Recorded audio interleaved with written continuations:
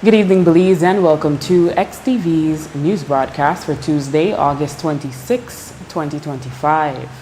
Making the headlines tonight, the GOB clarifies misinterpretation of new money lenders bill. Officials say Cheddar Mall stores are not obligated to accept Belize currency. Is a forestry investigation allegation of collusion. And UEF denounces another case of natural hair discrimination at ACC. We take our first break and return with the news in detail.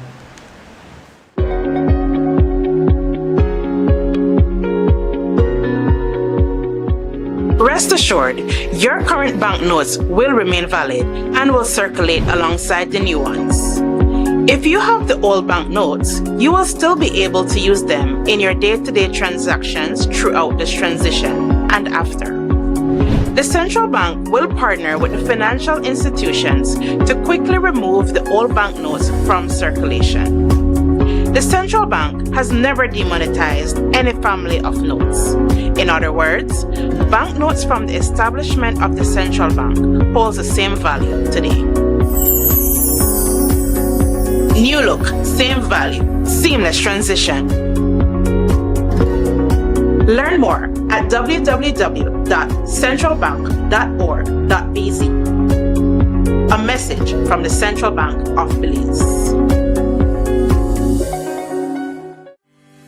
Get ready for back to school with Benny's B-Bucks. We have limited edition Benny's exercise and composition books just in time for the new school year. Get 6 composition books for 5 B-Bucks and 12 exercise books for only 2 B-Bucks. Benny's and B-Bucks, getting you ready for back to school. We are ready for back to school. Are you?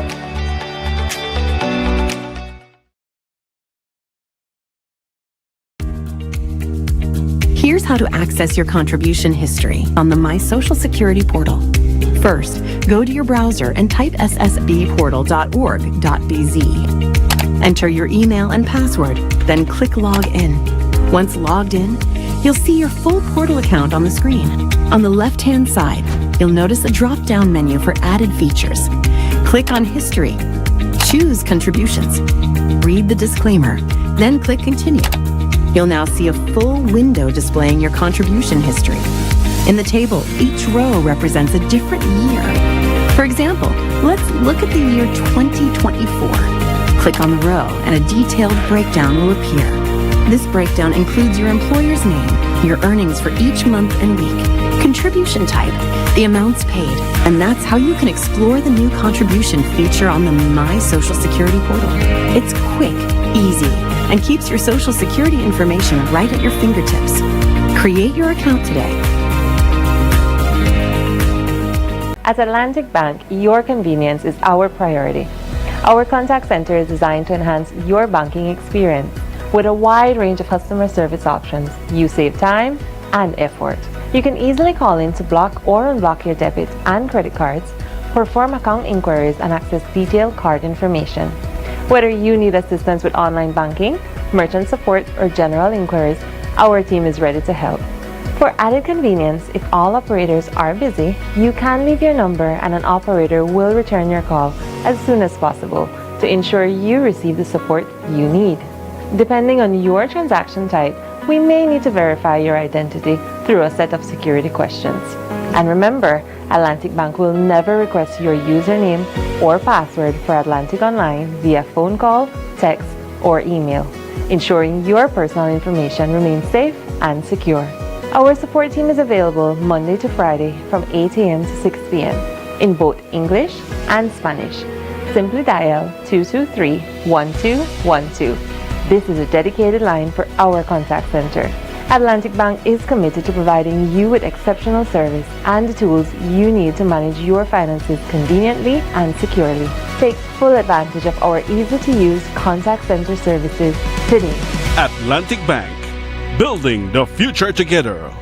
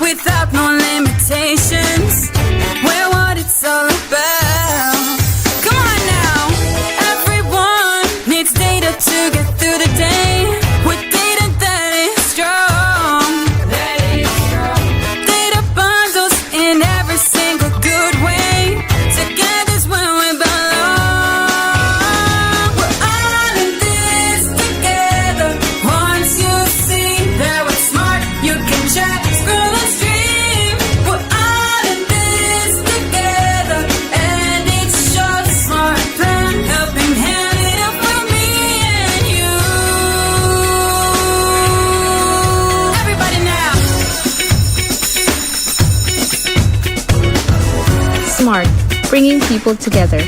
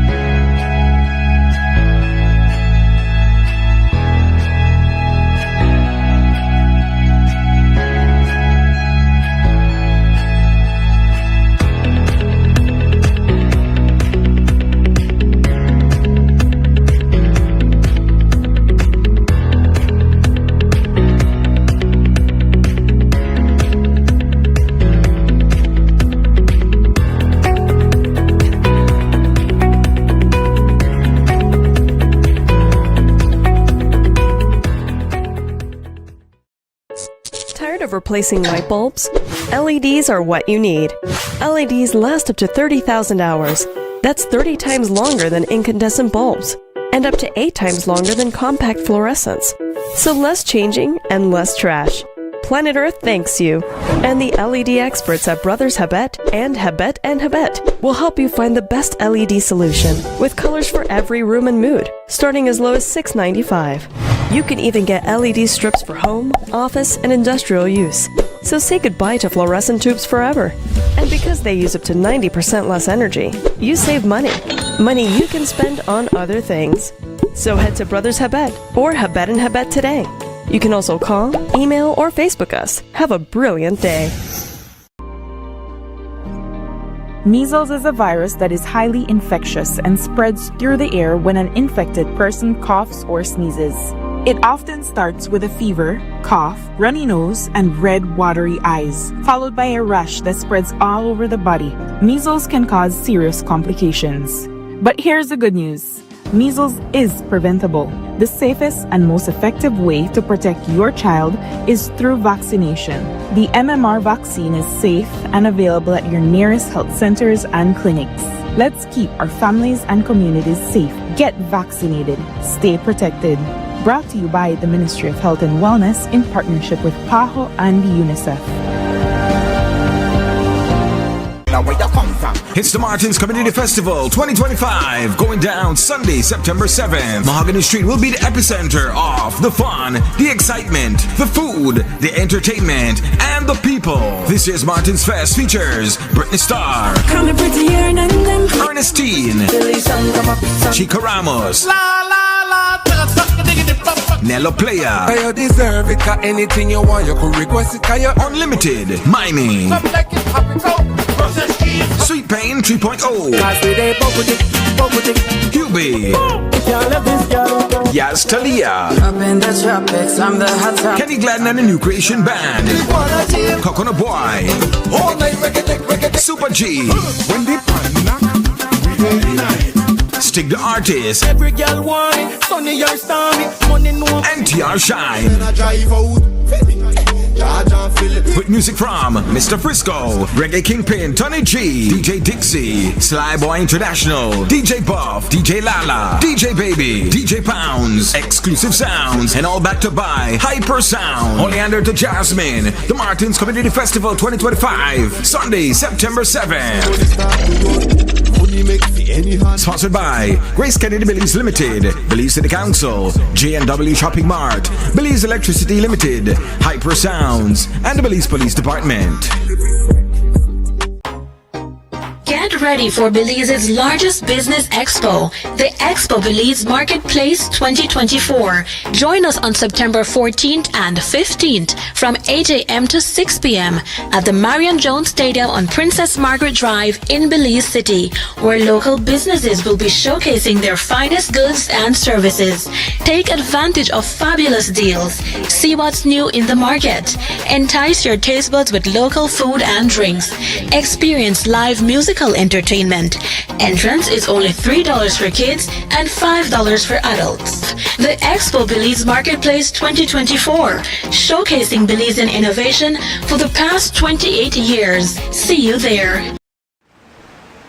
Welcome back with your news. I am Drea Espinosa. Concern is being raised about a new Money Lenders Amendment Bill 2025 and attendant regulations which state that, quote, the maximum rate of interest fees and charges a money lender may charge is 144% per annum, end quote. However, the Minister of State in the Ministry of Finance, Chris Koyi, has rejected the report circulating on other media that the figure is being increased from 48% to 144% in interest alone. We note that in the Principal Act, when there is a reference to 48%, it is referring just to interest rate.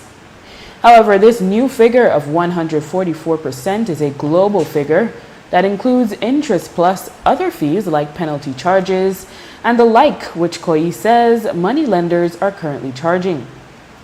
The current effective total for interest and fees, according to Koyi, is closer to 288% per annum as opposed to the 240% total that the law prescribes. The central bank, in a release this evening, explained that the current legislation allows an interest charge of up to 48% per annum, plus up to 16% per month in fees and charges, which adds up to 192% per annum. That totals the 240% per annum. Koyi commented that the 144%, quote, sounds very high still, given the bank rates, but it is a major step down from where it currently is, end quote. Authorities say the bill is intended to put restrictions on money lenders and protect borrowers. Money lenders include microcredit institutions, quick loan businesses, and pawn shops. The draft bill is also standardizing the financial documentation that will be required of money lenders, whereas the current act generalizes in this regard. In terms of penalties, the existing act imposes a fine of up to $50,000 or 1 year imprisonment, or both, for the offense of imposing fees, costs, charges, and expenses outside of what the law prescribes. The amendment would impose an administrative fine not exceeding $5,000 for each day they remain in violation of the laws. The Prime Minister has underscored that no foreign country is obligated to accept Belizean currency, even though some businesses in Mexico have historically done so. His comments followed complaints by Belizeans that the new banknotes, which entered into circulation on August 4, were being rejected across the border. When we spoke Friday with Belize's ambassador to Mexico, His Excellency Oscar Arnold, he echoed the same position as the Prime Minister. He did confirm that the Mexican government has been formally notified of the change. That was an informal arrangement because of a border tongue to border tongue or border city to border city that was in place before. I know that some businesses in Chetumal, I won't say Mexico, in Chetumal, would accept Belize dollars because they had a good working knowledge of what the exchange rate would be, and they accept it at a little less so that they would gain more when they change it with the peseros as well. But that was only happening in and around the border area. We have formally advised the Mexican government that there are new banknotes in circulation. The governor of the central bank was very gracious in our home visit to provide specimens, and we've sent copies of the specimens through our formal channels, informing the federal government that we do have new bills in circulation. Our honorary consuls are also aware of it, and they're also advising the authorities in the states in which they operate. But again, it's up to the individuals in those areas if they want to accept it or not, and at what rate. Obviously, the advice would be that you try to exchange or change your money at the money exchange, the registered money exchange, because oftentimes they give you a little bit more in those areas. But I understand the ease of which people will travel the border, and then the pesero is right there waiting, and they would change there. I mean, that happens with every border crossing. But no, Walmart or Chedwari don't have any responsibility, or they don't have to accept our Belizean notes. On exposing the illegal logging taking place in his village earlier this month, the chairman of Boston in the Belize district alleged that there is collusion between the Mennonite licensee and people within the forestry department. He specifically made mention of the forestry officer who has been on the ground to mark the logs being taken out. On Monday, we asked the minister responsible for forestry, Honorable Orlando Habet, if that allegation is being duly investigated. I won't be able to tell if there's an allegation. That's an allegation. I don't know who will try to find out or take it to court or do the investigation, but our forest department jumped on it right away. As a matter of fact, the person who was in charge of the draft station was there the week before, so they were there seeing what was happening up to maybe 2 days before the end of the season. But in this case, do you pull the accused aside, even though it may not be a formal allegation, but they're saying the same forestry officer who went on the scene the Friday was the one who had been there before and said it's all okay, despite them saying this guy is coming into Boston Village when he's not licensed to come into our village? Who's saying that? The chairman has alleged this, given that an allegation, which is serious, like that, has been made. Do you investigate your forestry officer? We do. We have a process to do that. So if that is the case and an allegation has been made and a report is made to the forest department, then the forest department will do its due diligence. Do you condemn this level of exploitation that we've seen with this one specific case? Oh, certainly. And that is the reason why the government's policy since we got into office in November of 2020 was to reduce the number of yearly logging licenses, and we have been doing that 50 to 20% every year. This year, I believe about 4 or 5 licenses were issued, 2 of those being for the Mayan communities who have their communal lands, and so apart from that is I think 2 or 3 other licenses, this being one. When we got into office, there were 41, 42 licenses being issued, so we have really narrowed it down. But apart from that, the licenses are issued legally from the 1st of October to the 30th of June. We have been issuing licenses, as I mentioned, cutting 15-20% of the year, and we are issuing them late February, March, and in this case, the middle of May, so that then they'll have 2 or 2.5 months to do the logging. So we have drastically reduced the amount of land. The minister went on to say he believes that short-term licenses should come to an end. Today we asked Minister of Agriculture Jose Mai if he would support that the Mennonite logger be blacklisted from receiving a logging permit in future given his infractions. The logger is from Mai's constituency.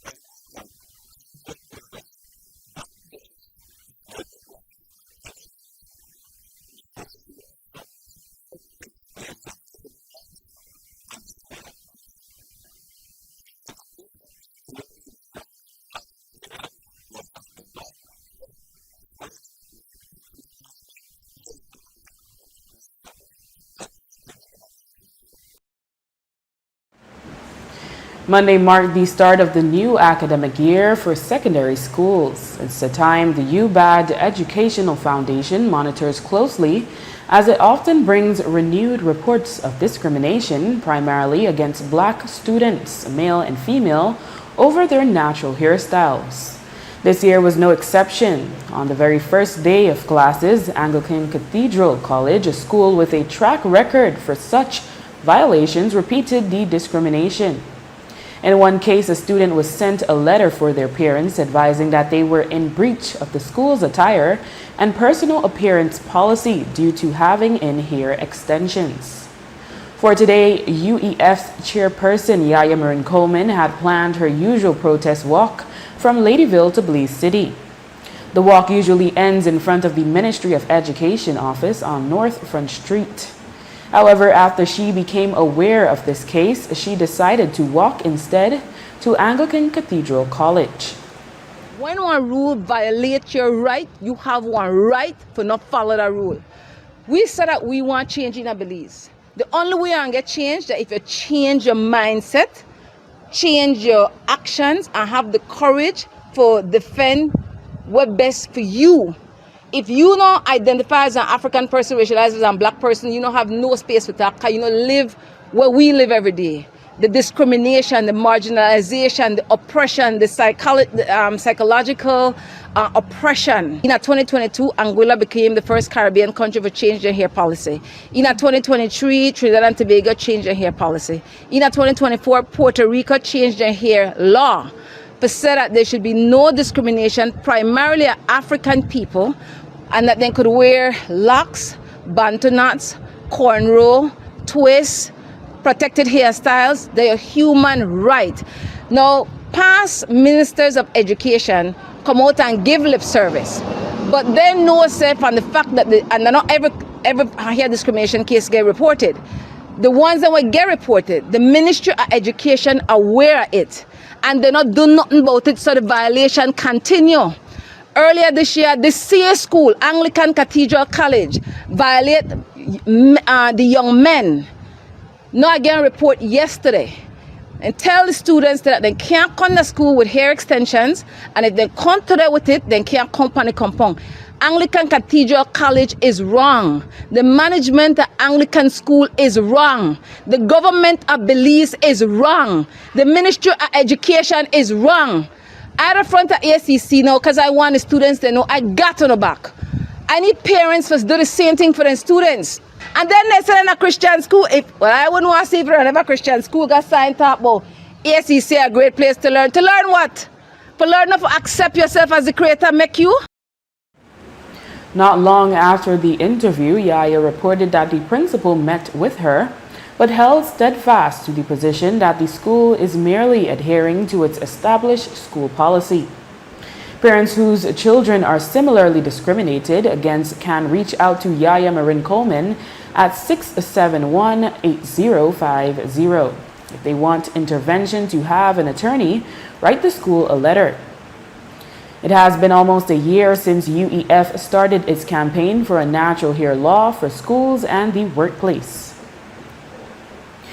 After the break, shots fired at home of attorney who represents Elmer Na. Stay with us. Nando's Wholesale is your market leader in Belize's wholesale industry when it comes to high-quality products at the most reasonable and competitive prices.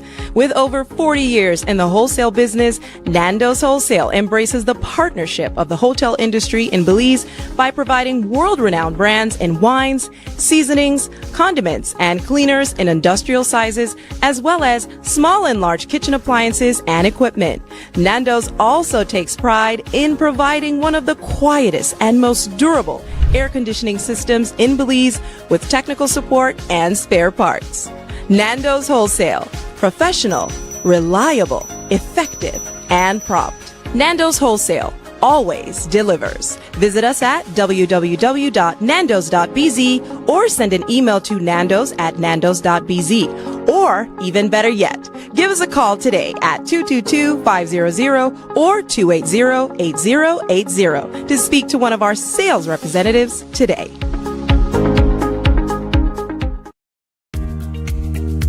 Here's Here's how to access your contribution history on the My Social Security portal. First, go to your browser and type ssbportal.org.bz. Enter your email and password, then click Log In. Once logged in, you'll see your full portal account on the screen. On the left-hand side, you'll notice a drop-down menu for added features. Click on History. Choose Contributions. Read the disclaimer, then click Continue. You'll now see a full window displaying your contribution history. In the table, each row represents a different year. For example, let's look at the year 2024. Click on the row and a detailed breakdown will appear. This breakdown includes your employer's name, your earnings for each month and week, contribution type, the amounts paid, and that's how you can explore the new contribution feature on the My Social Security portal. It's quick, easy, and keeps your Social Security information right at your fingertips. Create your account today.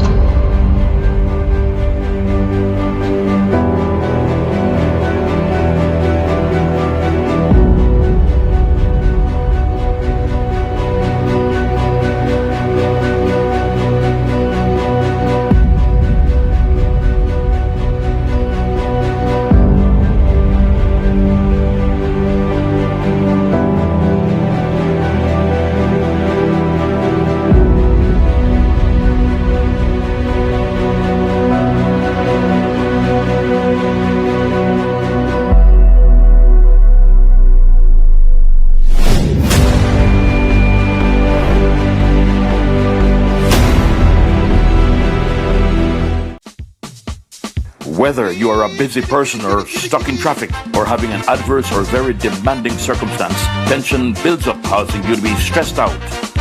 Stress attacks everyone, anytime, any age. And stress is a killer. Palm City? It's best to be alive than dead. So visit Freetown Drugstore to get options to relieve stress and to relax your mind.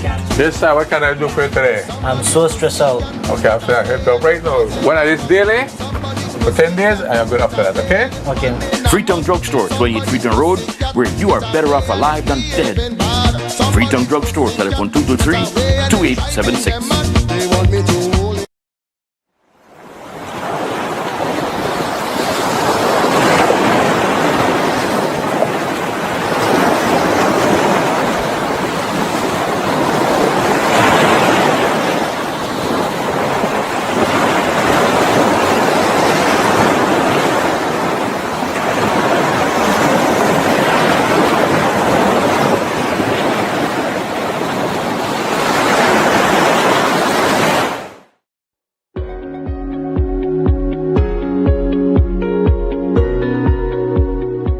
Rest assured, your current banknotes will remain valid and will circulate alongside the new ones. If you have the old banknotes, you will still be able to use them in your day-to-day transactions throughout this transition and after. The central bank will partner with the financial institutions to quickly remove the old banknotes from circulation. The central bank has never demonetized any family of notes. In other words, banknotes from the establishment of the central bank holds the same value today. New look, same value, seamless transition. Learn more at www.centralbank.org.bz. A message from the Central Bank of Belize. Now where you come from? It's the Martins Community Festival 2025, going down Sunday, September 7th. Mahogany Street will be the epicenter of the fun, the excitement, the food, the entertainment, and the people. This year's Martins Fest features Britney Starr, Ernestine, Chica Ramos, Nello Playa, You deserve it, anything you want, you could request it. Unlimited, Mimey, Sweet Pain 3.0, Hubie, Yaz Talia,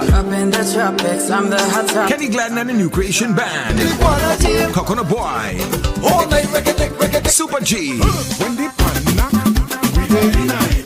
Stick the Artist, Every girl want it, sunny or stormy, money no. NTR Shine. Then I drive out,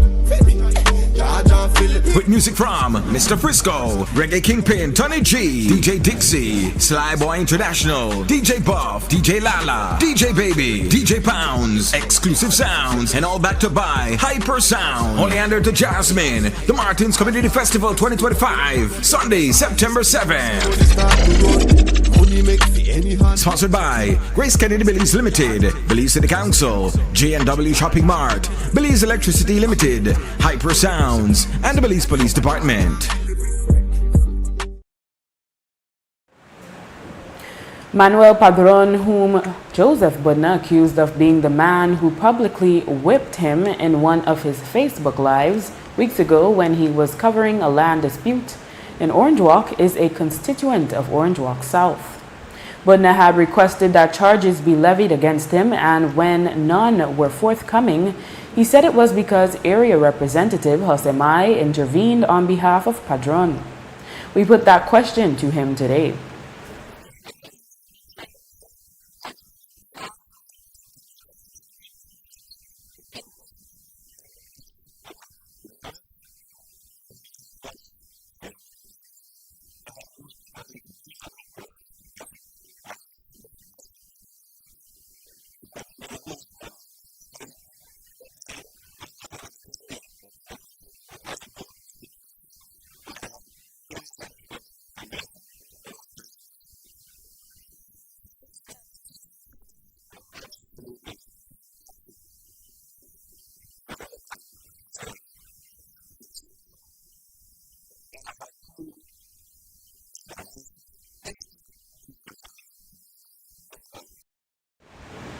A shot was fired at the home of an attorney who represents former police corporal Elmer Nah. Dr. Lyndon Jones reported to police that on Sunday he observed what appeared to be a bullet hole on a structure in front of the house where he resides in Calcutta Village, Corozal. He told police he arrived home at around 5 p.m. Sunday, August 24, and sat down to watch television before leaving 5:45 for dinner at his aunt's house. That is when he observed the bullet hole on the front wall of the structure. He shared he had not heard any noise due to the distance between the two buildings. The building previously served as his law office. No expended shell was discovered. Jones has been previously threatened while representing Elmer Nah. Today in Belize City, stakeholders from various sectors of healthcare gathered to share feedback and recommendations as the Ministry of Health and Wellness is working to establish a national community health strategy. Kathleen Azueta-Cho, the Technical Advisor in Health Education and Community Participation Bureau at the Ministry, explained more about the forum. So today we are having our first ever national forum for the National Community Health Strategy. And what this forum is seeking is to obtain feedback, experiences, recommendations, and observations from various stakeholders that the Community Health Worker Program works with. And the reason for that is that we have seen challenges for this program over the years, gaps, barriers pertaining to sustainability, human resources. And so this requires a multi-sectoral collaboration for us to strengthen a program that is so vital for primary health care. And another reason for this stakeholder forum today is for us to formalize the formation of a national community health technical working group for the purpose of gaining that collaboration from the wider sectors. And then lastly, it is through this type of forum and other activities that we can leverage financial support and in-kind contributions that can help in regards to some of the challenges that we face.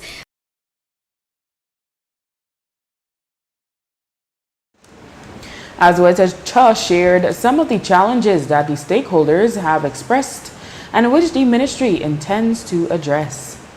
We are working in collaboration with UNICEF, one of our main partners, as well as the consultancy firm Rights Insight.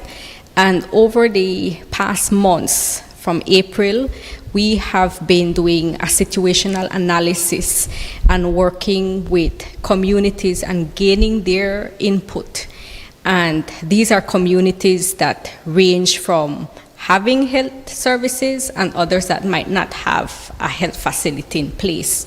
And what we found with the focus group discussions particularly are issues, community needs that range from, water and sanitation to accessibility, to the provision of medication and contraceptives and pap smears. And we have also looked at service delivery. The amount of time it takes for persons to reach a health facility or how often they reach a health facility. Some people will share that it's very difficult because of transportation, getting on 2 buses to get to a health facility. And so these experiences shared are very important for us to see where these gaps are. And this community health strategy will help to further reinforce what we could do to improve the quality of care that we are providing through this community health worker program. When a patient is newly diagnosed with HIV in Belize, they can access doctor consultations, blood testing, medication, and follow-up doctor visits, all for free through the public healthcare system. However, many of these patients don't routinely access the services as required for multiple reasons. For some patients, the stigma prevents them from seeking care, while for others, the usually long process means they can't always get time off from work or school. Today, the National AIDS Commission's Executive Director, Enrique Romero, revealed that they are working with stakeholders to offer a more prompt service to such patients who want to seek medical care but may not always have the time to do so. We at the NAC are cognizant of all of these challenges from persons. Some of the initiatives that we are advocating for persons with HIV are, for example, you mentioned the dispensation every month. So the Ministry of Health and Wellness has instituted a policy or an initiative whereby you have multi-month dispensing. But that is dependent on certain requirements, so that, for example, if the individual is adhering to his medication to time, so rather than coming every month to see the doctor and get medication, that person can be prescribed 3 months up to 6 months medication. And again, that would be dependent on how adherent the person is with medication. So that is an initiative that I feel can provide some security and some ease in persons accessing services. We're also exploring maybe through the National Health Insurance, because one of the things we're looking at is for the National Health Insurance to provide HIV package of services to clients. And the National Health Insurance has what they call is telehealth or teleconsult. So that's one of the things we're also advocating for and looking for in the near future, whereby, you get on a Zoom call, you get on a WhatsApp call with the doctor, and the doctor prescribes certain medication, prescribes your lab works and so forth. So rather than you having to ask for time off and getting a number for outpatient clinic number 30 and waiting all your lunchtime and not see the doctor and come back again the next day. We have heard of people having experiences like that. So we're trying to advocate to addressing and removing those barriers, because many times when we think about barriers, we think about stigma and discrimination and laws and policies, but we have to look at those barriers that we can solve immediately or try to address immediately. And some of those is like the waiting time, the dispensation, and the telehealth consult that we're trying to Earlier this year, the Ministry of Health and Wellness released some data showing the leading causes of death in Belize. The data was the latest available and covered a 5-year period from 2019 to 2023. From 2022 to 2023, we noticed that HIV-related deaths jumped from the 10th leading cause to the 8th leading cause. Today, we asked NAC's that's the executive director, Enrique Romero, if that is a reason for concern. It's kind of tricky because the proper term used is age-related death. No, so that definition itself is kind of tricky in terms of determining the actual cause of death of the individual.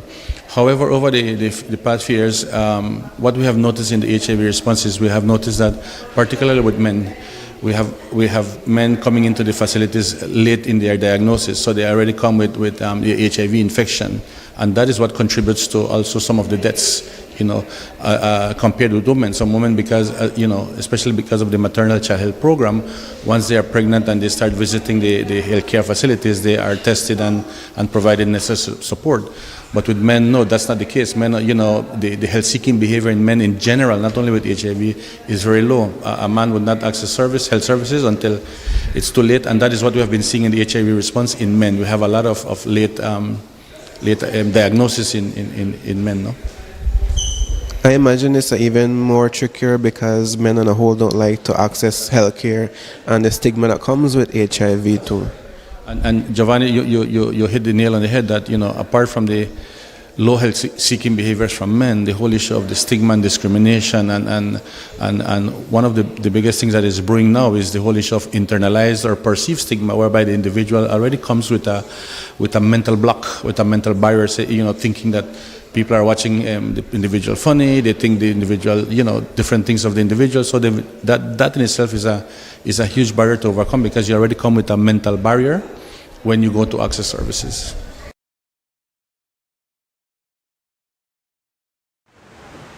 After the break, Albert Vaughn submits a resignation as Belize City's administrator. Stay tuned.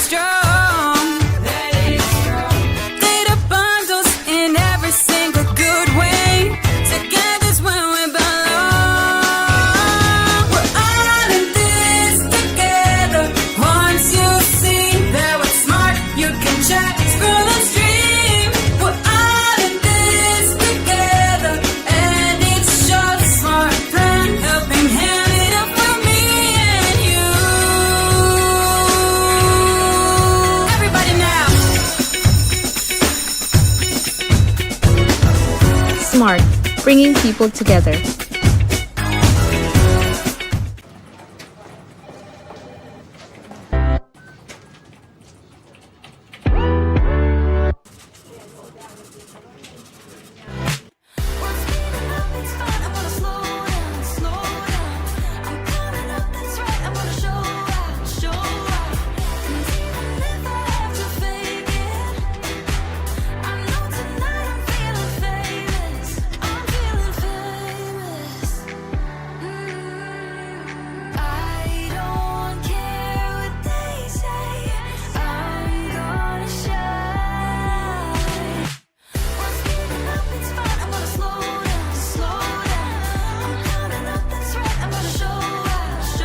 Make every moment matter with your credit card.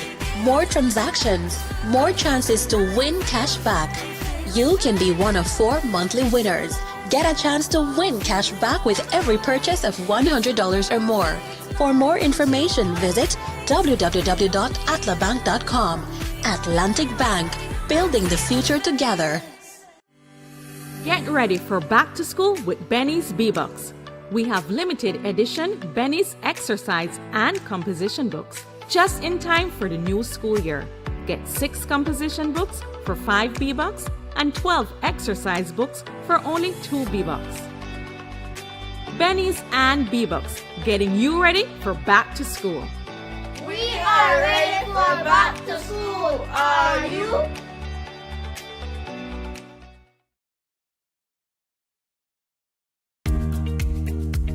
Here's how to access your contribution history on the My Social Security portal. First, go to your browser and type ssbportal.org.bz. Enter your email and password, then click Log In. Once logged in, you'll see your full portal account on the screen. On the left-hand side, you'll notice a drop-down menu for added features. Click on History. Choose Contributions. Read the disclaimer, then click Continue. You'll now see a full window displaying your contribution history. In the table, each row represents a different year. For example, let's look at the year 2024. Click on the row and a detailed breakdown will appear. This breakdown includes your employer's name, your earnings for each month and week, contribution type, the amounts paid, and that's how you can explore the new contribution feature on the My Social Security portal. It's quick, easy, and keeps your Social Security information right at your fingertips. Create your account today. How will you come from? How will you come from? We fancy in Martin. We fancy in Martin. Now where you come from?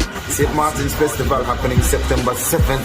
Then on the Sunday, I want to make sure to come up bring out the whole family. Alright people, this is Kenny Gladden representing for the St. Martin's Fest, September the 7th. Nobody will not miss this out because New Creation Band one day there with all locked up other people come in. Yo, you don't know this is your boy TR Shine and it's going to be the Martin's Fest right there from Mahogany, Boulevard, Cremite. We don't know if you don't come out and it's Alright, we fancy in Martin. We fancy in Martin. Now where you come from?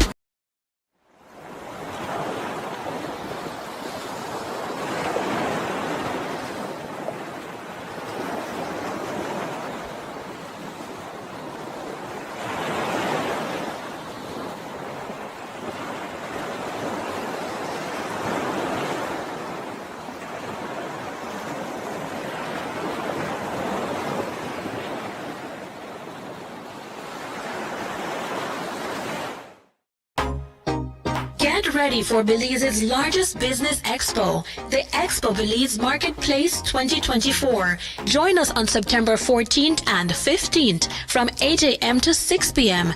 at the Marion Jones Stadium on Princess Margaret Drive in Belize City, where local businesses will be showcasing their finest goods and services. Take advantage of fabulous deals. See what's new in the market. Entice your taste buds with local food and drinks. Experience live musical entertainment. Entrance is only $3 for kids and $5 for adults. The Expo Belize Marketplace 2024, showcasing Belizean innovation for the past 28 years. See you there. After just over a year and a half in the position of city administrator at the Belize City Council, Albert Vaughn will be stepping down. His last day on the job will be October 31, 2025. A release from the council states, quote, while he departs for personal reasons, his tenure has been marked by dedication and professionalism, strengthening council operations and advancing key initiatives for the benefit of Belize City residents, end quote. The City Council says it intends to advertise the position. The Belize City Council, in collaboration with the United Nations Office of Disaster Risk Reduction and national stakeholders today, launched the Making Cities Resilient 2030 initiative. During the ceremony, they highlighted the growing importance of urban resilience in the face of climate change, natural disasters, and socio-economic challenges. The MCR 2030 initiative aims to support cities in strengthening infrastructure, improving disaster preparedness, and fostering sustainable urban development. We hear from Belize City Mayor Bernard Wagner and National Emergency Coordinator at NEMO, Daniel Mendez, on making cities more resilient. Belize City is a coastal city. We face a lot of disasters. And we have seen over the past couple of years, it's not only related to hurricanes, flood, but now you have bushfires, you have extensive flooding, heat waves. And so it is important as a city that we bring all these stakeholders together. We're working in collaboration with NEMO, CMO, the business community, and really putting together a plan which really encompass ensuring that we are resilient ready as a city, not only during the course of the disaster, but after the disaster has passed, and being able to bring these different stakeholders together, the Red Cross, the Belize Chamber of Commerce, and looking to integrate your plan that it relates to women, children, and people with disabilities. That is very important. This is the collaboration that NEMO is having with different communities, particularly in Belize City. As you are aware, Belize City is our largest urban area, but it's also an area that is susceptible to many different hazards. So it is really important for us to focus our work. So this initiative really is looking at how we can support through our partnerships the creation of a resilient community in Belize City. So resilience is a shared responsibility. Everyone has a role. So it is not only the role of NEMO, it is not only the role of CMO. Everyone has a role to play, and so the invitation went out to as many partners as possible, because really everyone is affected by the same hazard. When there's a hurricane, it doesn't affect just businesses, it does affect just families. The entire city gets affected. So it's really important for us to convene a panel that is truly representative of what Belize City is, and so you will see many different agencies and organizations, and so really they all have a role to play. All their voices matter, and they need to be heard.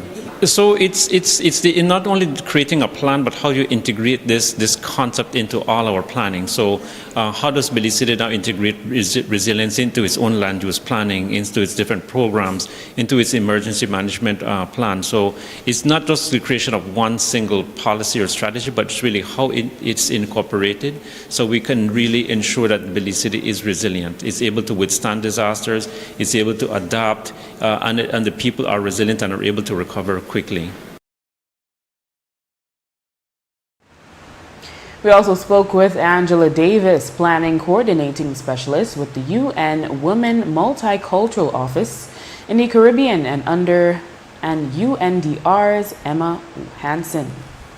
UN Women is collaborating jointly with UNDRR, and we are being funded by the Sustainable Development Gold Fund to bring a perspective in relation to working with member states, in this case Belize, the government of Belize and its people, to try to find catalytic ways to further the development and advancement of the Sustainable Development Goals by the country. So this particular joint program focuses on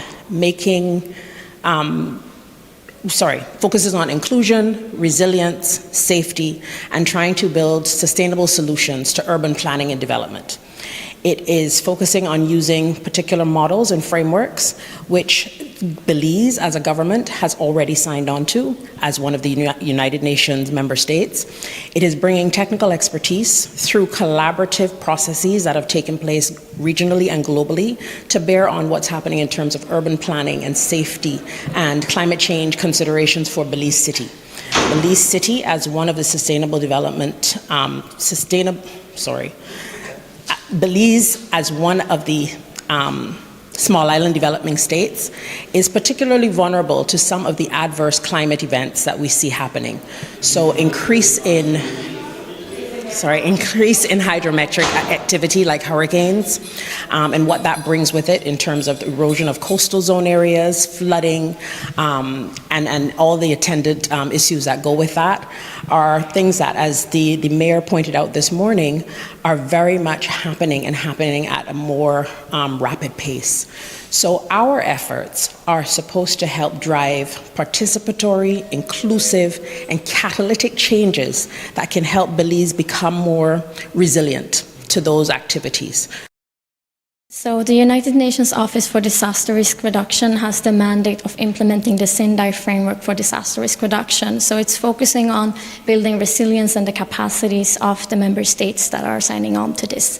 And one very important aspect of this is also how we can translate those global actions from the regional to the national to the local level.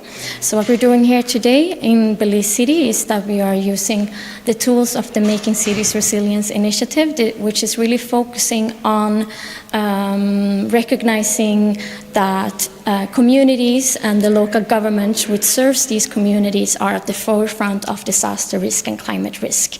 So by the tools that we have, we are working specifically with Belize City together with government partners such as the National Emergency Management Organizations, Belize City Council, the City Emergency Management Organization, and other government partners, as well as civil society, communities, different organizations focusing on persons with disabilities, women, youth, to really bring a cross-stakeholder approach where we will be using different tools and methodologies to focus on evaluating the gaps and the capacities that Belize City has in order to plan actively for local action and resilience at the local level.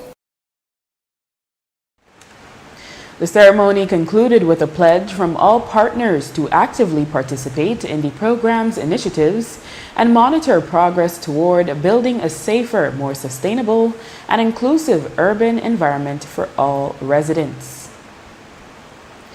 Belizean poet Leroy Young, better known as the Grand Master, is being honored this year with the prestigious Z. Edgell Award for Literary Arts. The Grand Master is known for his strong and meaningful poems about social issues, politics, police abuse, and daily life in Belize. He performs in a special style that mixes talking, chanting, and singing with lively music. Young has also published poetry books via the Image Factory Art Foundation.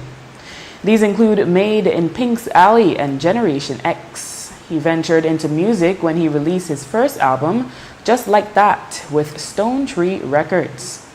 The Z. Edgell Award for Literary Arts, named after one of Belize's most famous novelists, honors writers and poets who have made a big impact on the country's culture.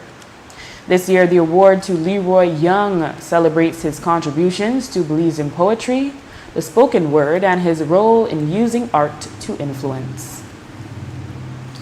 And a global initiative to encourage community members to carry out good deeds called International Good Deeds Day has caught on in Belize. In fact, today the Caribbean region's third annual conference was held in Belize City. Hannah Voino is the director of International Good Deeds Day, and she explained what the initiative is about and how it's spreading all over the world. Wow, so today is the third annual Good Deeds Day conference for the Caribbean region, where we have leaders from all across the Caribbean that are here today, as well as many local partners from government, NGOs, and some corporates. What does Good Deeds Day comprise of? Wow, so Good Deeds Day is actually a global movement of doing good.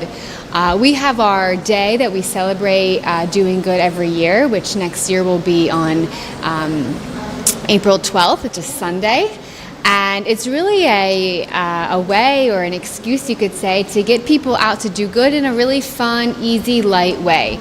What we want to do is give people a taste of doing good, because doing good also feels good, and we want people to continue doing good all year round. So how does this conference strengthen that initiative? So this conference strengthens the initiative of Good Deeds Day because, one, we're bringing together appointed Good Deeds Day leaders that are coming from the different countries in the Caribbean. So this is a conference that we actually do in 5 regions of the world. We have appointed leaders from 115 countries who are responsible for growing Good Deeds Day and growing volunteerism in their countries. So today, and actually all week, we have leaders from the Caribbean representing about 12 countries. And we also have a lot of these local partners here. So when we come together, we have a lot of different sessions around different topics, different projects, strategy, collaboration. It's an opportunity to learn what's happening from another island, another country, so that we can maybe do that in our own to strengthen relationships and to really level up the work that we're doing.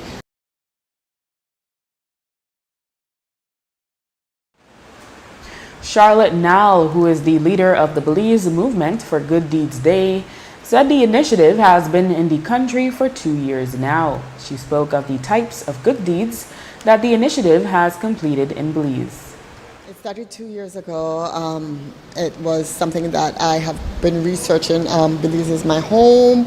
It's my heartbeat, and I'm always looking for what I can do next for the country. And I found Good Deeds Day, and I approached the Office of the Special Envoy in seeing how we can make this and implement it. We had a meeting to see, and she said, okay, let's go for it. And along with my colleague, Nicole Kane, we decided, let's implement it. We did it last year, and it just took off. It was amazing. It's just telling you that our Belizeans, that's what we are. That's how it's in our DNA.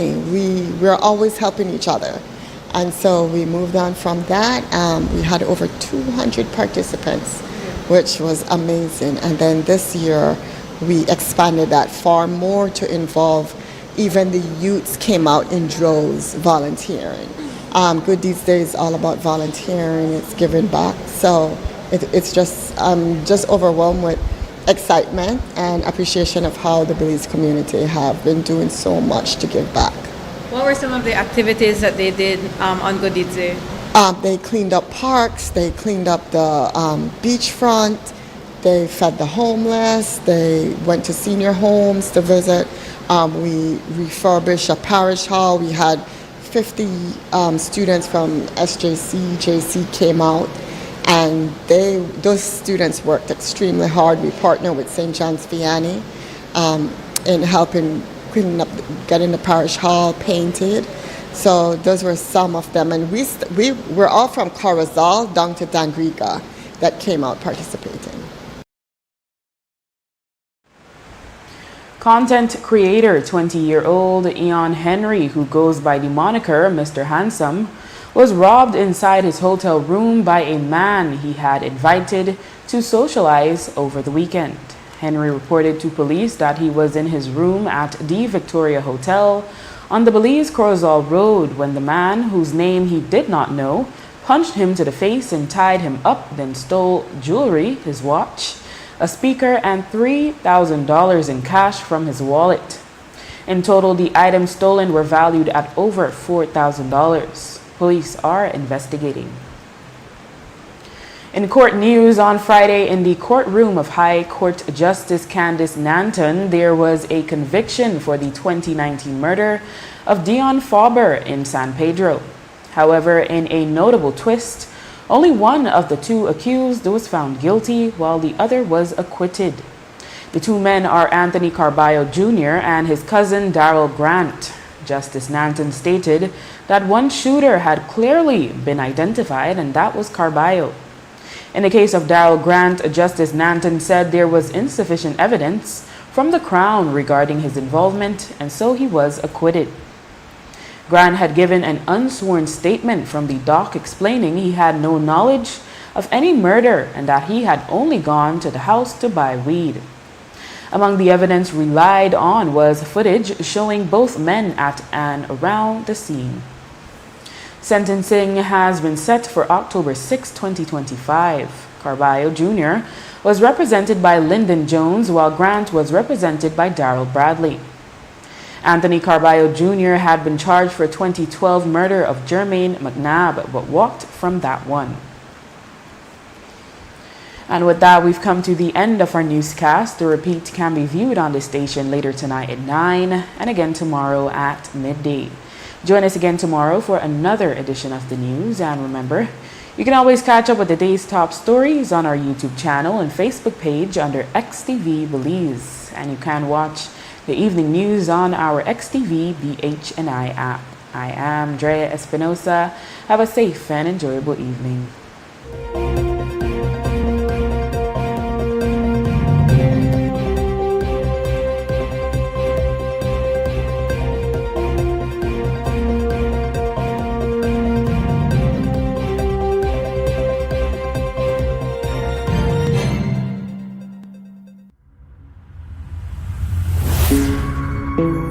Thank you.